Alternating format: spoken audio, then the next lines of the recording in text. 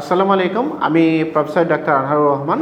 বর্তমানে কর্মরত রয়েছি professor of surgery department, international medical college, Tongi, গাজীপুরে। আজকে আপনাদেরকে একটি সুন্দর বিষয় নিয়ে কথা বলবো যে পিত্তথলির পাথর হলে কিভাবে বুঝবেন। জি হ্যাঁ দর্শক, খুব সংক্ষেপে বলবো যে পিত্তথলির পাথর কিন্তু আমাদের বর্তমানে খুবই কমন, এবং বিশেষ করে মহিলা রোগীরা আমাদের কাছে চলে আসেন যে পিত্তথলি পাথর হয়েছে। আসলে পিত্তথলি পাথর কিন্তু আপনি নিজেই বুঝতে পারবেন যে কিভাবে হয়ে থাকে। সাধারণত যাদের পিত্তথলি পাথর হয়ে থাকে তাদের যে পেটে ব্যথা হয়, সাধারণত আমরা বলে থাকি দুইভাবে পিত্তথলি পাথর আমাদের কাছে আসে। এক গ্রুপের রোগী পিত্তথলি পাথর ব্যথা নিয়ে আসে, আরেক গ্রুপের রোগী পিত্তথলি পাথরে ব্যথা থাকে না, আলট্রাসোনোগ্রামে আসে। আজকে আমরা বলবো পিত্তথলি পাথর হলে ব্যথার ধরনটি কী ধরনের এবং কখন কিভাবে হয় আপনি নিজেই বুঝতে পারবেন। শুধু দর্শক, পিত্তথলি পাথর হলে দেখা গেলে সাধারণত রোগীগুলো ফ্যাটি ফুড খাওয়ার পরে ব্যথাটা হয়, অর্থাৎ রোগী দেখা গেলো বিয়ে বাড়ির খাবার খেলো, দুধ খেলো, খাওয়ার পরে তার প্রচণ্ড ব্যথা হয় এবং সেই ব্যথাটি সাধারণত ছাতির ডান পাশে হয়।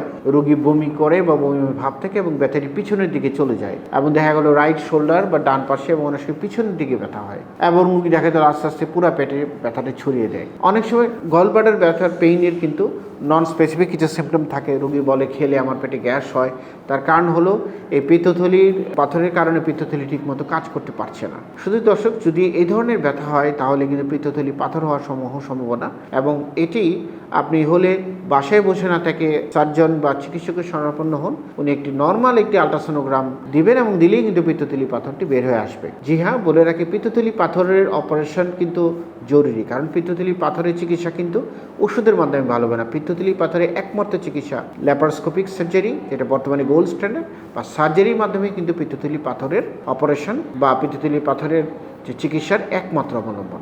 সবাইকে অসংখ্য ধন্যবাদ।